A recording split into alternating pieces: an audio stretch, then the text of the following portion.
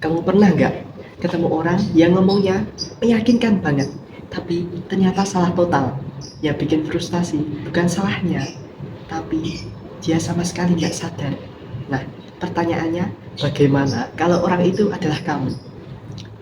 Ada kondisi psikologis yang menjelaskan ini, dan yang menakutkan, semakin parah kondisinya, semakin kamu nggak akan nyadar. Dunning-Kruger Effect. Mungkin kamu pernah dengar, mungkin belum, tapi konsepnya sederhana. Semakin sedikit yang kamu tahu, semakin kamu merasa tahu segalanya. Dan semakin dalam kamu belajar sesuatu, semakin kamu sadar bahwa banyak yang belum kamu pahami. Nah, jadi pertanyaannya bukan apakah kamu bodoh atau tidak. Pertanyaannya adalah kamu ada di titik mana. Bayangin sebuah grafik, sumbu X-nya adalah pengetahuan, dan sumbu Y-nya adalah kepercayaan diri. Di awal, ketika kamu baru tahu sedikit, kepercayaan dirimu justru di puncak. Kamu merasa sudah paham segalanya. Tapi ketika kamu mulai belajar lebih dalam, kepercayaan dirimu mulai telah turun. Karena kamu mulai sadar, ternyata yang belum kamu tahu jauh lebih banyak. Dan ini yang menarik secara antropologis. Manusia secara naluri menghindari ketidakpastian.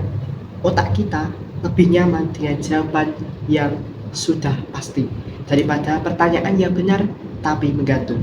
Makanya orang yang tidak tahu pasti tidak diam. Mereka justru paling keras bersuara. Karena diam berarti mengakui ketidakpastian, dan itu sangatlah tidak nyaman. Nah, tapi ini yang jarang dibahas. Kamu tidak bisa keluar dari kondisi ini hanya dengan membaca banyak buku atau dapat ide yang tepat. Yang benar-benar menggerakkan orang adalah ketidaknyamanan, bukan pencerahan.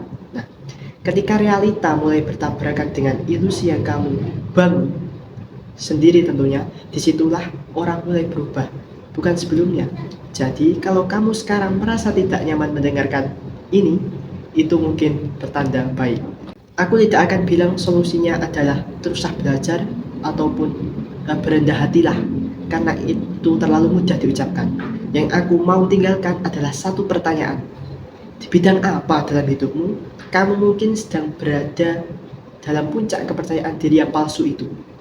Pikirin, dan kalau kamu berani, tulis di kolom komentar. Terima kasih teman-teman. See ya.